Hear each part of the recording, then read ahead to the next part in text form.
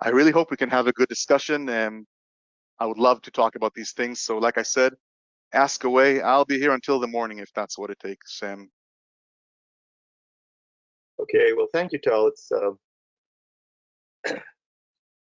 I certainly appreciate a positive look, people looking at solutions to the problems we face. Now, what I didn't say is for those of you who are new to these webinars, all you have to do is click in your question. There's a little question mark in your control panel. Click in there and I will contact you. I will basically, give you direct contact, voice contact to Tal so you can ask questions. So the first person who wanted to ask a question was Ruth Waldick. Ruth, I'm going to unmute you. Ruth, or I'll read her question. Ruth, I've opened your mic. If you can turn on your mic.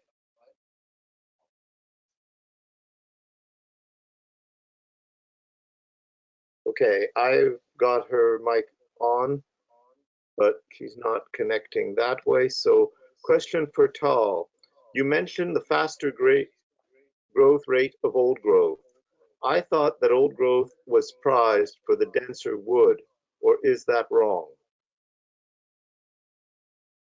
Yes, so I have heard that, yes, old growth is often prized for denser wood, and that might be related to a later point in life. So I mentioned the first 100 years of accelerated growth in these old growth forests, and this idea that they develop very fast early in life doesn't mean that during their very, very, very long lives, they don't significantly slow down. So what I would, I believe that if you do get really dense wood from old growth, it's because of how long their life is, and this accelerated growth is something that takes place early on. Okay, Ruth was unable to unmute. Ruth, if you want to continue, I'll leave the channel on so that if you have further questions, you can connect. I don't know why you're not connecting. So, and I'll ask you meanwhile one of my devil's advocate questions. Yeah.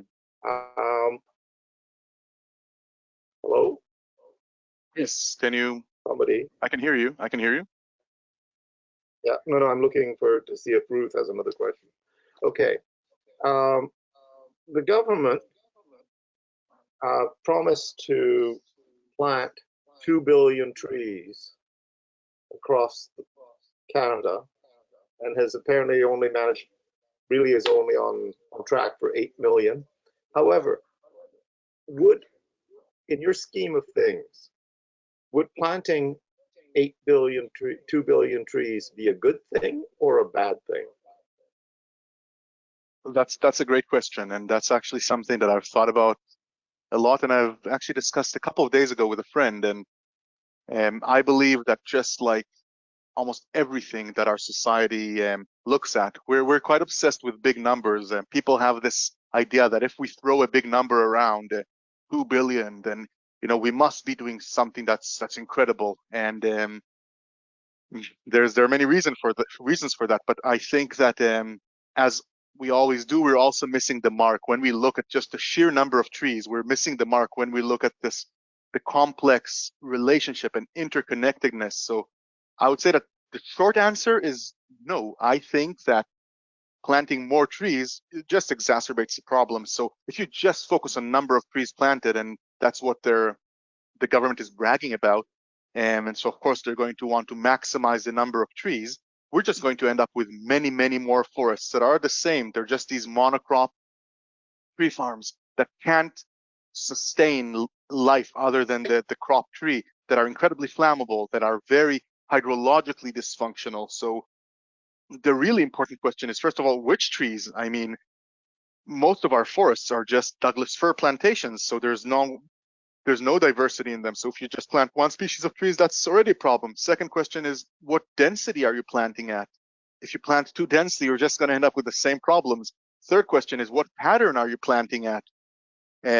So there are many problems with this approach of just looking at the number of trees. What we really need to focus about is the ecosystem. The ecosystem is what's in question.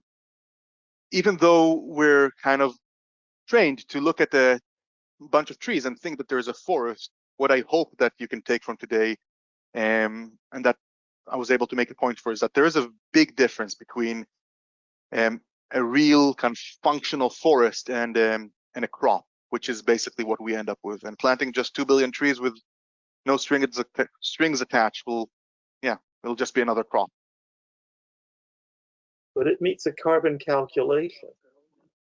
Not if these trees burn, and not if these kinds of forests can't regenerate. So as we get more intensive droughts, as we get more extremes, the question becomes, can our regeneration efforts even succeed? Do we even have a chance, like these forests that we plant and just leave alone? And yes, that worked for the past 100 years, but we were in many ways just taking advantage of what we've inherited from these ancient ecosystems. So these forests were able to survive in a very different, to survive and grow in a very different climate. But now, with the kind of extreme climate we have, with more degraded soils, with less hydrological functionality, you know, yes, you might get some carbon benefits, but you're also very liable to just end up with a big fire and to end up with an incredibly stunted forest. Yeah. Okay, so I've gained time here. So now Sharon Niskat has a question. Sharon? At what time are you going to introduce mammals such as beaver and ungulates, browsers? And the other question I have as well is, with your mycelium, you wouldn't harvest the mushrooms to increase the productivity of the mycelium? Yeah, these are two great questions. And I'm sorry, who am I speaking to? I just didn't quite catch the name. Sharon.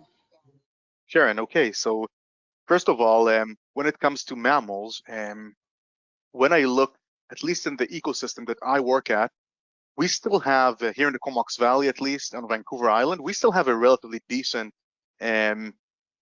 composition of species. We still even have some of the apex predators and all the subsequent layers. Of course, they're more and more endangered as time advances, but really the focus of this type of regime is to create the conditions that would allow, in other cases, to reintroduce these species. And that's something that could be an essential part of an ecological restoration in certain areas and in certain ecosystems. But really, before you reintroduce the species, you have to make sure that they can find habitat. You have to make sure that they have enough forage and food. So, like I said, the understory is crucial. You can put some of these apex predators back, but if the herbivores won't have enough food, or if, for example, like the omnivores, like the bears, don't have a variety of food sources, then it won't really matter that.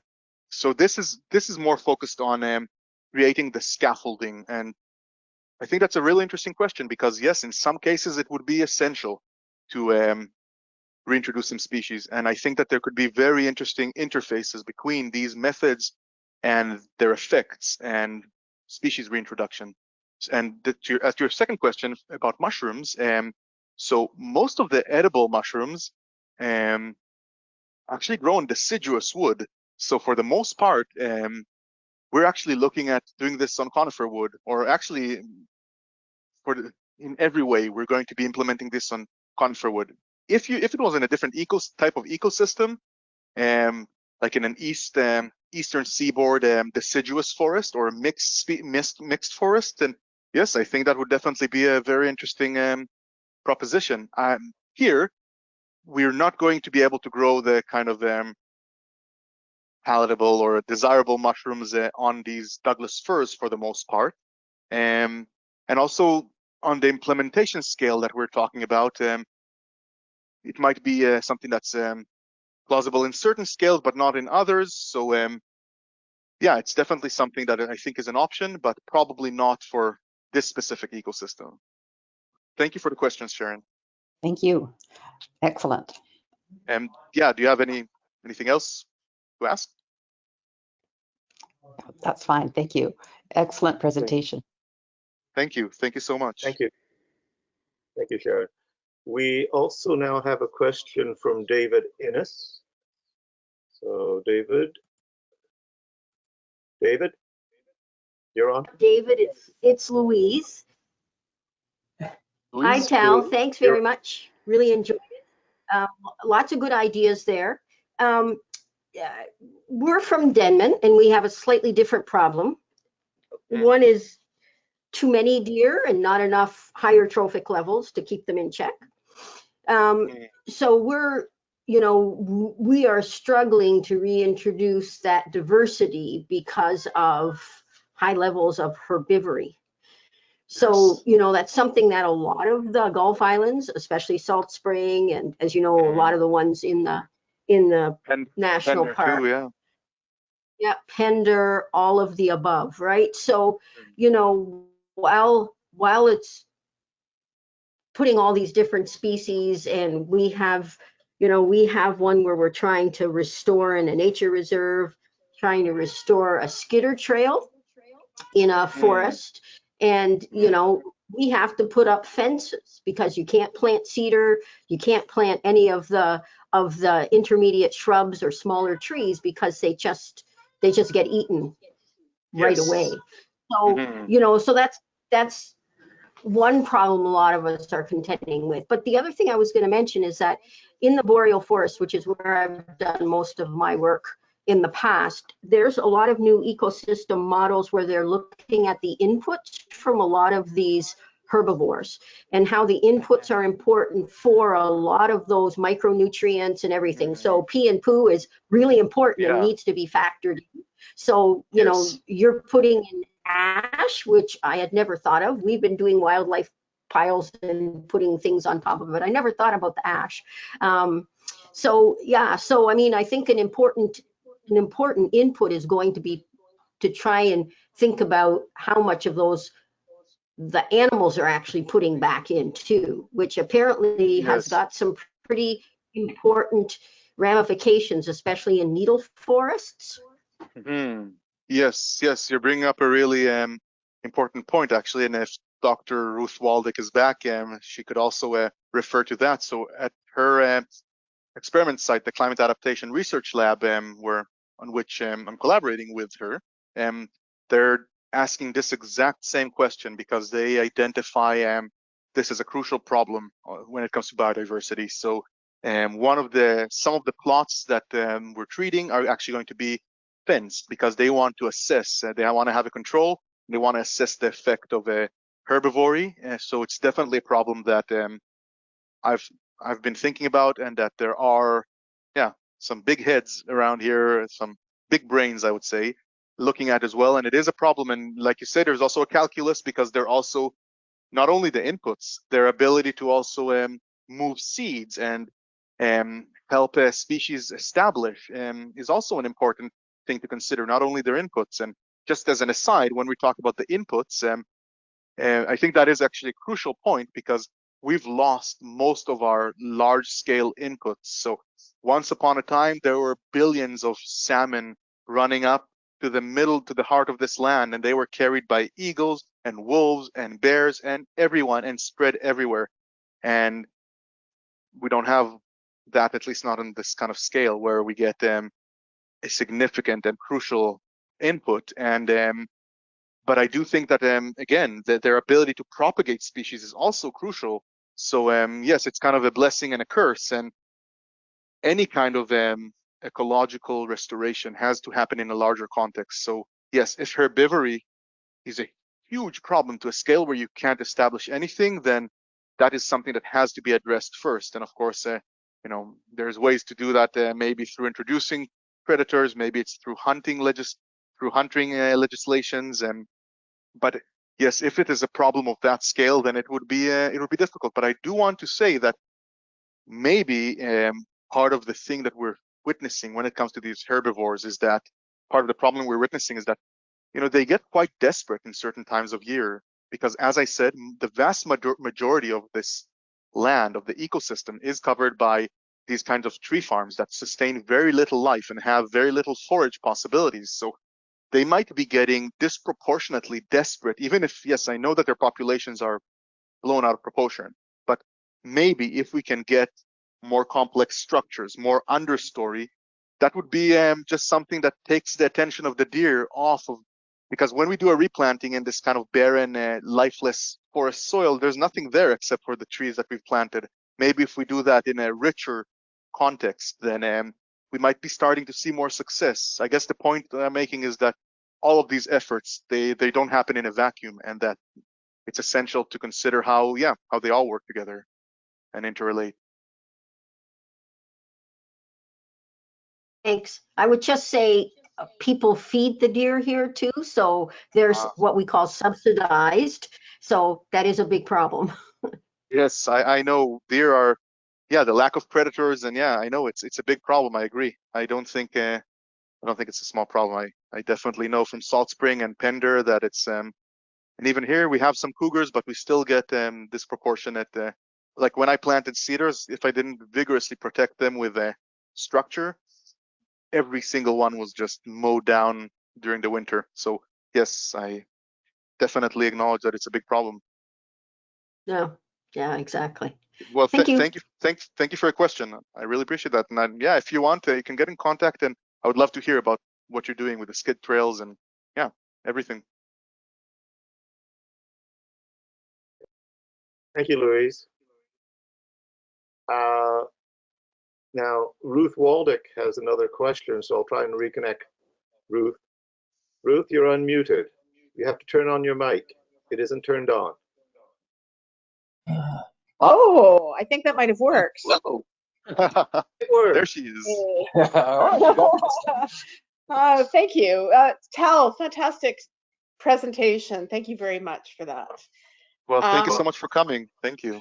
Yeah, Tal thought I was too busy to make it. I couldn't believe it. Oh, you're pretty busy, Ruth. Well. I am pretty busy, but so there's something that's been on my mind that I'm looking forward to talking to you about, and I think this is a great moment so other people can hear what you think about this. You and I have been talking a lot about the importance of disturbance and various forms of disturbance and creating the patchiness, and I was thinking, another thing the forestry sector does is they say, well, look at this patch of disease, look at this heart rot. We have to take these trees out. This is a bad thing. And I'm starting to think that these kind of natural phenomena are actually things that we need to change our perspective on, and see them as just like you're talking about, just a biological agent that is, actually beneficial for the forest. And I just like to open the conversation with you here. Well, you know what, Ruth? It's funny.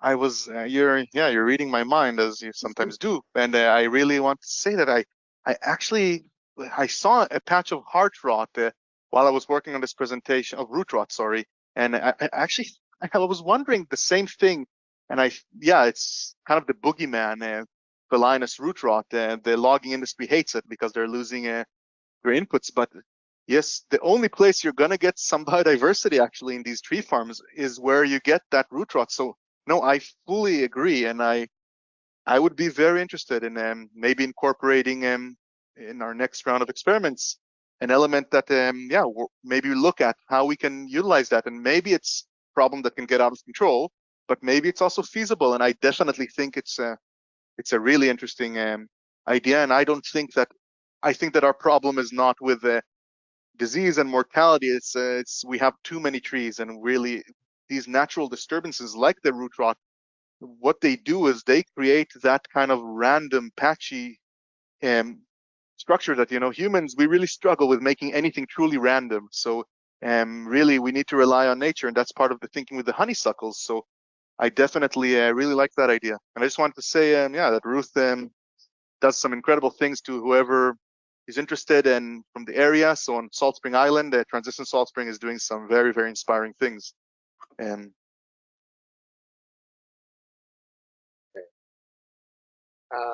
Ruth has disappeared again. Just for the record, what you're referring to is actually called butt rot. We have a good time referring to butt rot in the forest. Yes. Thank you. Well, thank you, Ruth. Thank you. Okay, so that's the butt rot question. Now we have Carol McQuaig has a question. Carol, if you'll turn on your mic. There you go. Can you hear me? Yes, we can. Okay. Tal, this is actually a question from Mark, so he's right here, and I'm going to pass it over to him to ask you directly. Great presentation. Great to be here. Well, thank you, Carol. I really appreciate that you made your time. Yeah. Hi, Tal. Hello, Mark. Yeah, lovely that we were able to join you. Yeah, this is a related question, I believe. Often in conversations I've had with forestry, with industry people like loggers or foresters, they make the claim that one of the justifications for carrying on with harvesting old growth is that old growth is actually quite inefficient as a carbon sequesterer, and that is because young trees grow a lot faster and so incorporate more carbon. And it's my belief, just based on logic, and I've tried to say this to them, that yes, old trees grow way, way slower, but they're so enormous that when you consider the surface area and the volume of those things, putting on a tiny amount of wood per square centimeter is minuscule, but you multiply that by the size of the tree, it's actually a huge amount of carbon they store.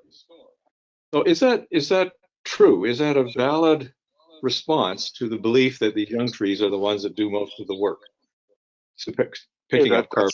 That's a great question, because this is actually something that lays at the heart of why we've collectively destroyed these ancient ecosystems. There is, for many, many, many years, and it's still, like you say, is a prevalent belief. There's an idea that these old growth forests are decadent. They're just rotting away.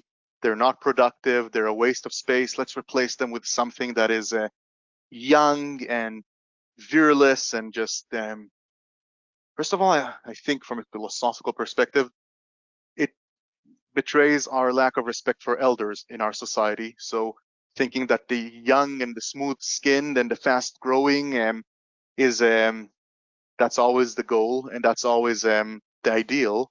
But I will say that first of all, in many ways this has been it's not been fully debunked, because yes, these young forests do grow incredibly fast, but old forests still grow significantly, and they grow quite well at levels that are still comparable to young forests, and definitely not growing or not sequestering carbon. But another thing I think this betrays is the way that we like to simplify and look at just a specific variable because it fits us, and we use that kind of rationale to justify doing things that sometimes are unconscionable, as I believe destroying these ancient ecosystems is. So what people look at, they look at just the growth of the trees. But I'll just give one example. I saw a really interesting study from, I think it's recent, it's like from this year, that looked at the global contribution of mosses. We don't even think about mosses when we think about carbon, but when we look at mosses, even just this small part of the ecosystem sequesters a lot of carbon, and a lot more than anyone would have ever suspected. And I'm not saying that that alone is enough to bridge the gap, but if we're just looking at sequestration of trees, maybe there's a small benefit. But first of all, we also need to ask ourselves at this time, will these young forests that grow really fast not burn? And that will, of course, release all of the carbon with a million other associated problems. And we need to look at, I think, even more than fire, and this is something that Lewis is very passionate about, hydrology is crucial. And where there's no water, there's no life. And these old forests, they excel in storing water. So there's so many layers to these ecosystems that I guess it's easy to quantify a tree farm. It's just a bunch of Douglas firs that are growing at a given rate. But to quantify and understand one of the most complex, if not the most complex ecosystem on the face of the planet, when you look also at underground life, it's higher in a biomass than even the Amazon rainforests. It's the life that's happening underground. The fungal networks they're remarkable in these ancient temperate rainforests. So just look at this one tiny piece of the puzzle is just what we do, and to ignore the fact that the variety of species that we get there, the resilience of the place, the hydrological regulation, there's just so many layers to it. But of course, we love to simplify things. That's what we do, and we destroy what we don't understand. And only after, it's the same with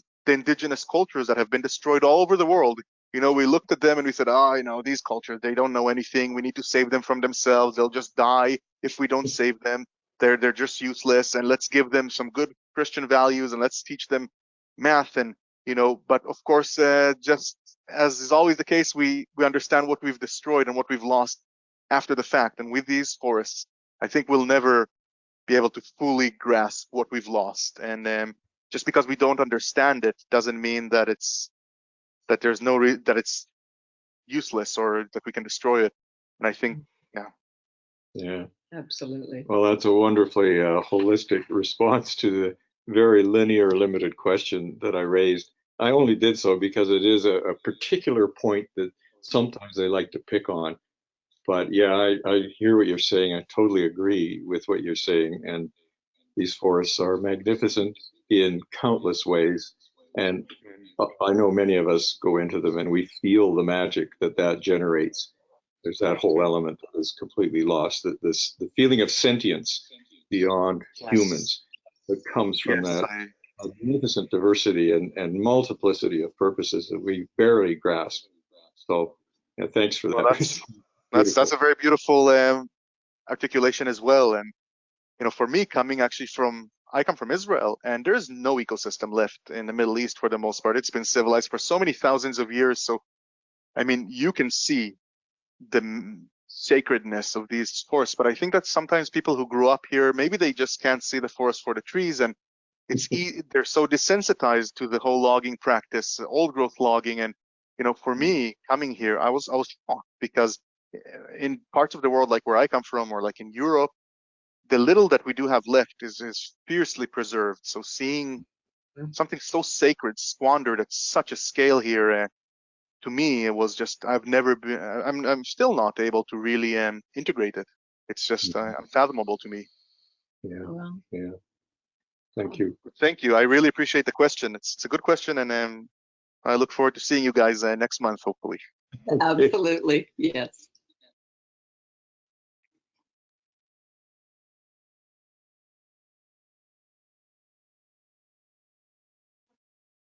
Do we have any more questions, Luis? I hope so. I don't see any more questions. Oh, that's a shame. So much more to talk about, but There is. I'm sure people have questions. They're just mulling them. So, well, we can give people a couple of minutes, or as long as you want. And yes, if you have any questions, anyone who's here, yeah, just please do. to make a comment and see if anybody comes up with a question. Going back to Carol McQuaig's question, the calculations are based on the carbon calculations on forest are based on highly simplified views of the forest, and particularly over the last 10 years, we've been blessed with a renewed interest in the importance of fungi. So if we do the calculation with fungi sequester more carbon than the trees. Wow. So well, I actually didn't know that. That's incredible. Yeah, the problem is that we have throughout North America what I would call a nature illiteracy, which is unfortunately promoted in our schools. We've been lucky in the last 10 years in the Comox Valley to have people like Jared Kretzel, who started the forest schools, for children, introduce them. I hope that things are improving in high schools, but by and large, there is that disconnect that is promoted. So people do not know what they're looking at when they step into a forest. Yes. That's been my life experience. Well, yeah, you definitely make a good, good case for an active view, because yeah, the education efforts that you undertake are definitely Yeah. at least trying to alleviate this a bit in our local scale. That's right. So yes, and in terms of the latest call, there's very good work that's been done on bryophytes and lichens, and that ends up being 20% of global carbon. Huh. So trees are much overrated on a global scale.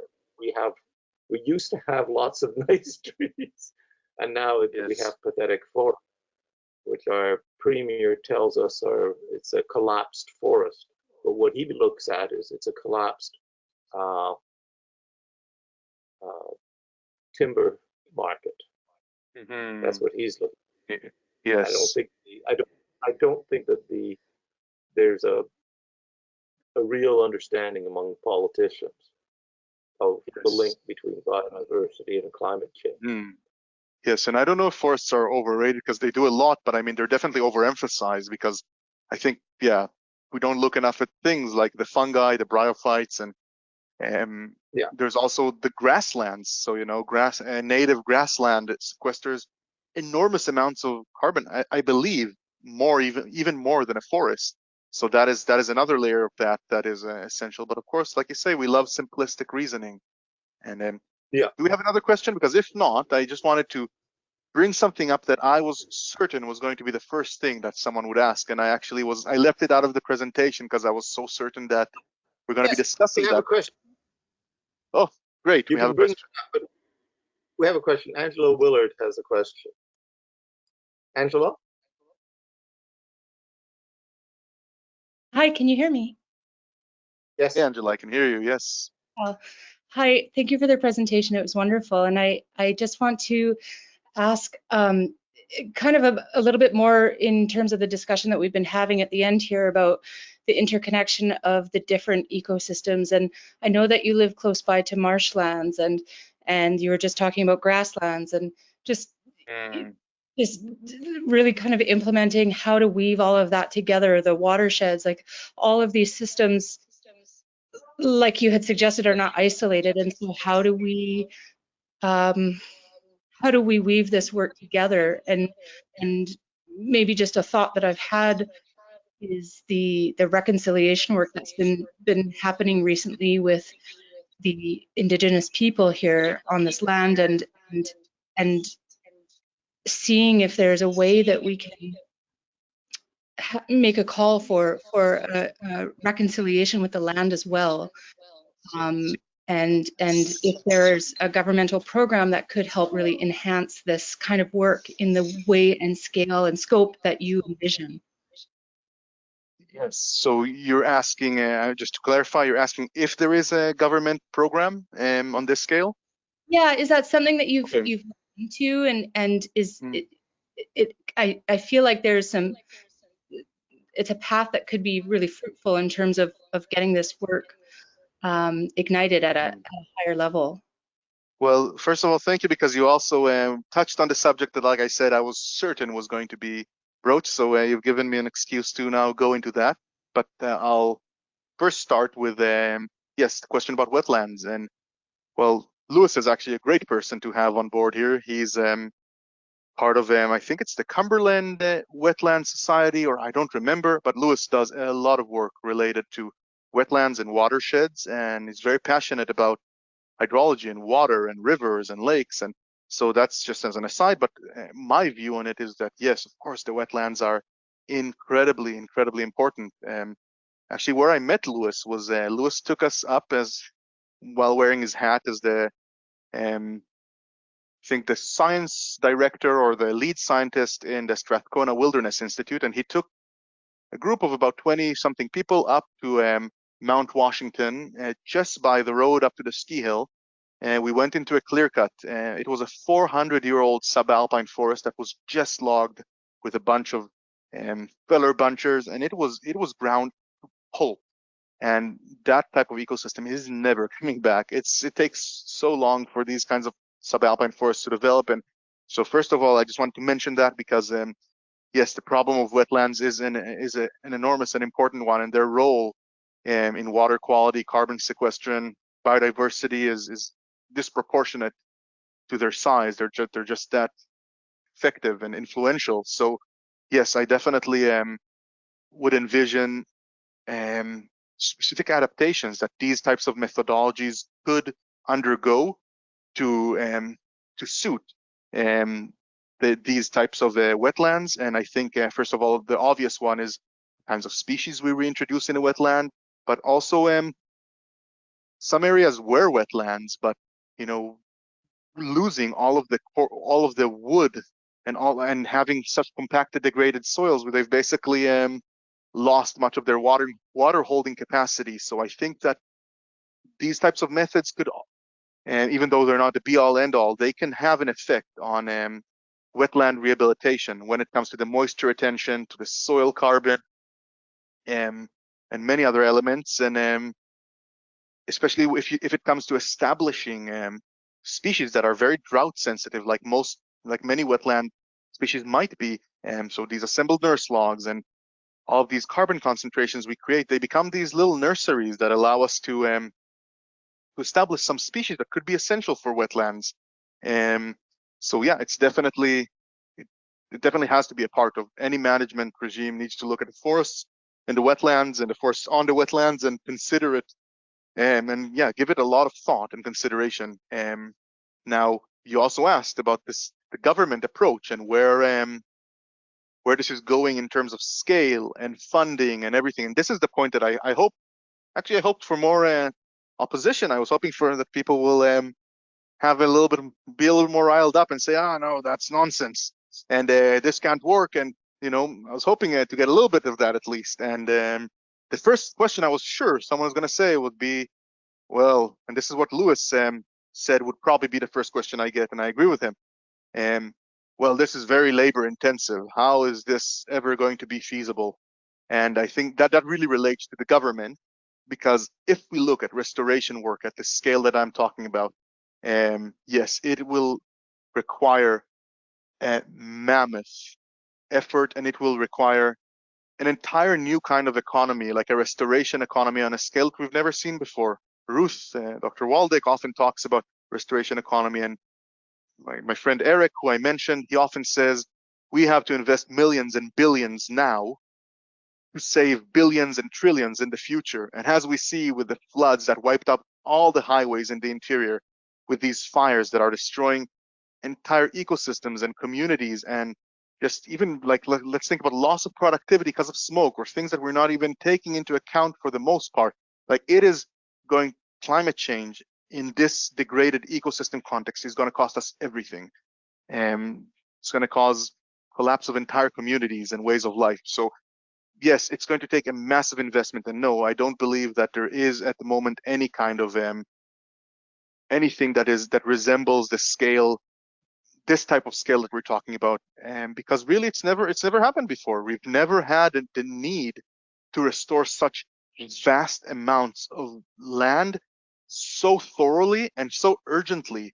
It's just what I also want to say about this is that yes, it's going to take a massive effort, but from my personal experience and the experience of sharing this work with volunteers who come here and people that I work with, and that weekend on Salt Spring Island with Transition Salt Spring, with all those volunteers, it was electrifying, because people at this day and age, I think, are finding it harder and harder and harder to find hope, find meaning, and to live with themselves. We're all a part of it. We're all consuming. We're all driving cars. We're flying in airplanes. We're all a part of what's happening. We're all buying lumber. So, what I have experienced on a personal level and what I've seen happen to people who come here and work with me in the forest, with their own two hands to restore ecology, biodiversity, to restore moisture retention, to provide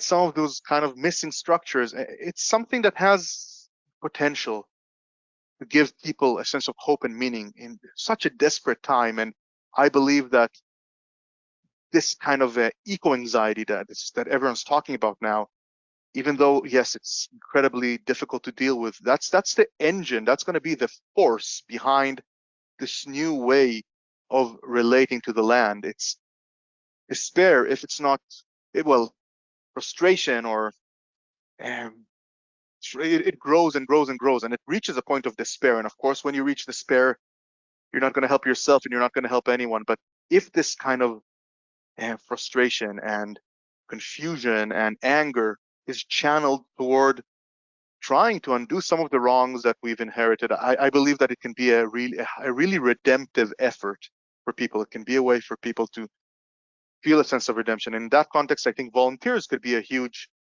part of that. And for example, mostly tree planters are people who care about forests, but they end up working for the logging companies, and all they do is plant forests that are going to be logged in shorter and shorter cycles in 40 years, and now in 30 years, soon it's going to be 20, or who knows how long. And there are many people out there who want to do something.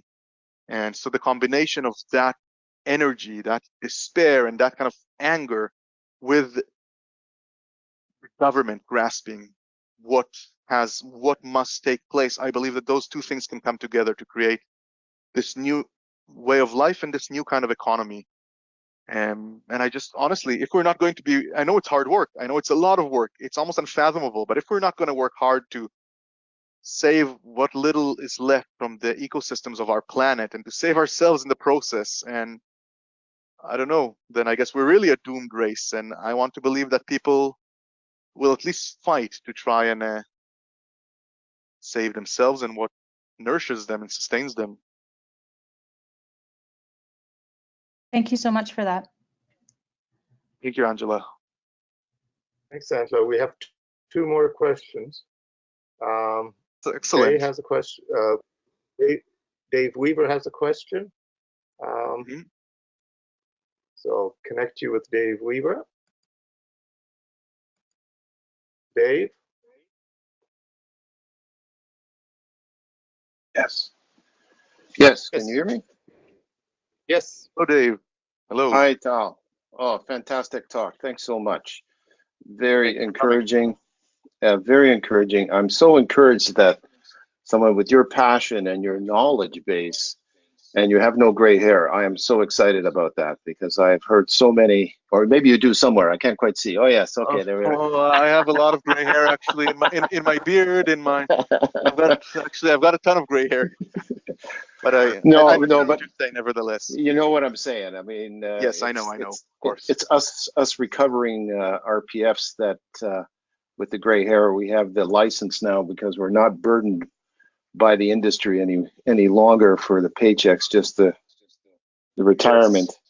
But my question, you somewhat touched on it, and you were encouraging me to ask that question, so that's why I rose. And I think that last question from, I don't know who it was from, she asked it as well. But my question is, you advocate doing the regenerative forestry at a huger scale, much huger, and it has to happen at the landscape scale and millions of hectares, as you say.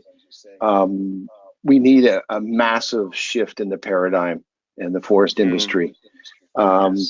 I honestly think it's not a huge shift. It's a mind shift. It's not an economical shift. It's the headspace of generations that have colonize the West Coast here and feel that that's the norm and it has to continue. The forest industry is only 2% of GDP in BC. Tourism is 43%. I think we can dump the forest industry. Herb Hammond is an advocate of exactly what you're advocating, and rehabilitation forestry, he calls it. He's calling for an immediate removal of all of major licenses on public land. and converting them to the communities. And his forecast is to protect 50% of the forest right off the bat. So right off the bat, there's less accessible, and of that 50% that's left, there's only possibly 50% that would be even harvested at any kind of method, either selective or whatever. I don't know. Maybe my question is more of a statement, but I'm just where are you at? Like, do you? Is that younger generation that you talk about that needs the hope? Would that be a significant? Are they willing to campaign for that or to push for that? And that's what we need. Anyway, I throw that out. Maybe a conversation piece. No, thank you for bringing that up. And even if it's not a specific question, you're introducing a topic that's important. And no, it's definitely. First of all, I'll refer to the last question. The young generation. I just, when I look at them, we have a lot of young people working with us here on the farm. We have quite a volunteer program, and these are people who are willing to volunteer and fly across the world to work and try to restore ecosystems. These are people who have hope. So, the norm is a lot worse than that. And what I see in the young generations is just such nihilism. They just feel like, well, they don't have a future. No one has a future. So might as well just, have a bang. And, it's, I think that often the people who are most desperate, and they have the most power that they can truly give themselves. And I do believe that young generations are desperate for something, this kind of sense of despair and nihilism, I think comes from the belief that no matter what they do, they won't make a dent, because there's the corporations, there's the multi-billionaires, soon to be trillionaires, there's like such a massive world with so many people. What can I do to make a difference? And I think that if someone can actually do something with their own two hands and see a difference, I believe that is something that no one who feels a sense of hopelessness would be able to pass on, because living without hope it's an ugly thing. It's an ugly way of living, and it's a sad way of living. And so I do believe that there is that this young generation, they are the only hope, really. People who, because like you say, a lot of the older generations, they've grown up in this, they're so desensitized, and this is just the reality. And even if they can see by this point in history now that these ways are not sustainable, it's still very, very hard to let go of what you've held on to your whole life. And so that's to answer the last part of your question. And then the first part about, again, the scale of it, and let's say the government approach, I definitely think that some kind of moratorium of that kind, even if it's not permanent, just to stop and assess the situation. After this year, I think people are shocked by what has happened in Canada. People are just in a state of shock. And even just to start with some kind of moratorium, to just look at the problem and start to examine some solutions. Like you say, the economy of BC is not going to collapse. Here on our watershed, I believe it's the whole watershed's being clear cut, but it's not employing a community. So in the past, there was a very strong point made that, well, the logging sector, it really helps weaker, more rural parts of society to kind of make a living. And well, that's not the truth anymore, really. I don't actually know anyone, except for very, very close to retirement loggers that live next to me, who works in the logging industry. I know a ton of people in the tourism industry. So I would say that when it comes to this question, first of all, yes, BC's economy, like I said, it's 2%, is not going to collapse. And also, it's not even a moratorium on like clear-cut logging. It doesn't mean that there's not going to be work for fallers or foresters. Or actually, what we're talking about here is work.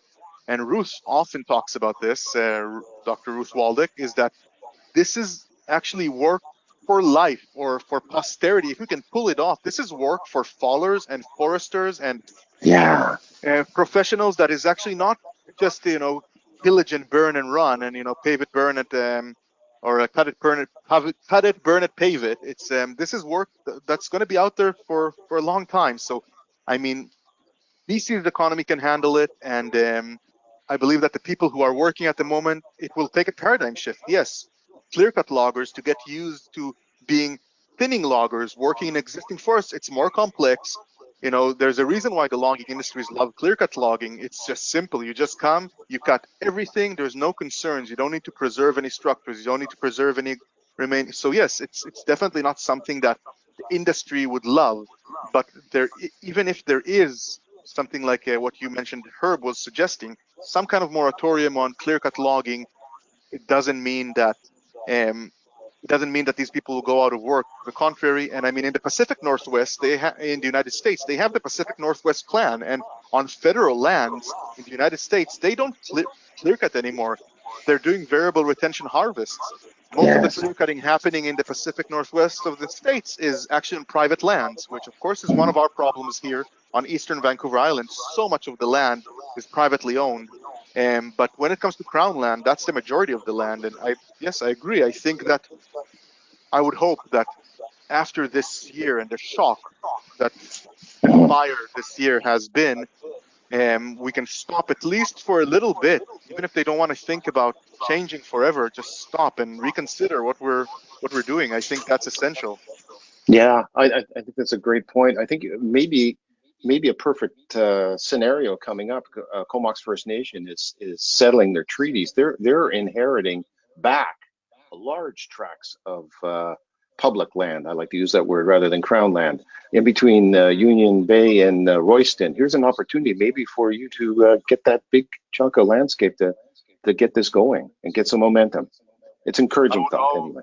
That's a great thought, Dave. And I've definitely always, as a foreigner here completely, I don't know many Indigenous people, and I think that this kind of work, yes, I would be very, very. I've thought about it many times. I would love to get in touch with Indigenous groups in the area.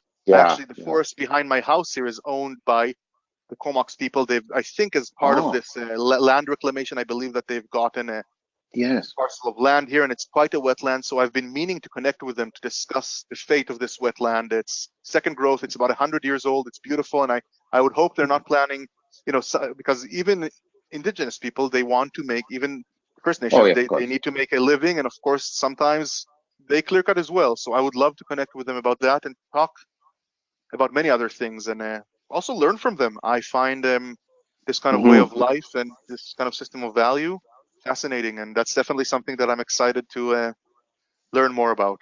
But thank you for the question, stuff. Dave. Yes, and thanks for the presentation. Very articulate. Very impressed. Thanks so much. And I'll pass off for the next question. Thank you. Okay. Thanks a lot. The next question comes from James Vanustum. Okay, hello. Thank you, Louis. Thank you, Tal, for a very interesting presentation. My question is really on the watershed level of water, because I think water is becoming the limiting limiting issue all along Eastern Vancouver Island. Mosaic tells us, well, in fact, their second growth forests are much better for making more water available in the watershed. And they say, old forests, well, they're worse. So how do we, many of us talk to the old timers and they say, well, we never had problems in the summer when we had old forests. Water came out. But Mosaic totally denies it. Now they have professional hydrologists working for them, so they pretend they say they can. They're doing the perfect thing for watersheds up and down Vancouver Island. But how do we challenge this? Because people will react to their lack of water. People will definitely react to that, and they'll say, "Hey, what's going on?" Yeah, well, I think you're raising a very, very interesting. It's almost amusing if it wasn't so tragic. But I mean, if you look at large industries, I mean, now we know how the oil industries have been defunding and funding research that tries to debunk climate. So that it took us 30 or 40 or 50 more years to start looking into regenerative energy, to start looking into renewable energy, and to start looking into the effects of these fossil fuels. So I think that's one example, of course. And every large industry that is harmful, like look at the United States with their guns. Like there's the RNA, there's big money can paint the narrative, at least for a certain length of time. And the logging industry is no different. I mean, yes, they will probably have the best talkers. They'll probably have best scientists working for them, or maybe the best, at least in terms of their qualifications, maybe not morally, but like these companies will always fight to sustain their model because they want to continue profiting for as long as they can, and really they're not going to face any repercussions. So an example that I often look at is if you look at the abolishment of slavery. So there was a big movement, and no one would have really ever expected that these ex-slave owners to be some kind of drivers of positive change in society, and drivers of or people that are going to help integrate these slaves into society as free people. So I mean, just like that, these types of lands that we've enslaved, I mean, the people who are raping and pillaging this land, they'll never be part of the solution. And I don't think that there is any way to make a corporation like that is only interested in the bottom line to ever really look at anything but the bottom line. So I think that in the end, it has to be a grassroots thing. If enough people, just like with slavery, if the public opinion shifts enough, these people are going to have to bend. I mean, in our day and age, you can see governments bending because of a social media post. Someone can post something on social media, and a government or an enormous corporation, if they get scared enough of the backlash, will double back on something that they were very adamant about before. So I think that just as is the case with these other examples, the logging companies, they'll never change until they're forced to, and they will fight tooth and nail to. They feel that the world is changing. I think Mosaic is clear cutting everything now because they realize soon everything's going to burn up there, or public opinion is going to shift enough. So I think the people who are holding these types of worldviews are feeling the ground being pulled from under their feet, and they're getting more and more desperate to hold on to this power. They've had absolute power and freedom to do with our land, with our ecosystems, with the water, with the wildlife, with everything, all the resources, and they don't want to give up that power. People don't want to give up power. And yes, I definitely would never expect Mosaic to admit that, but I don't think any kind of serious hydrologist, and Lewis, again, this is really his field, and Dave here, Dave Weaver, a registered forester who does watershed surveys, and they would probably have far more to say about this than me, but I don't think that any serious ecologist or hydrologist would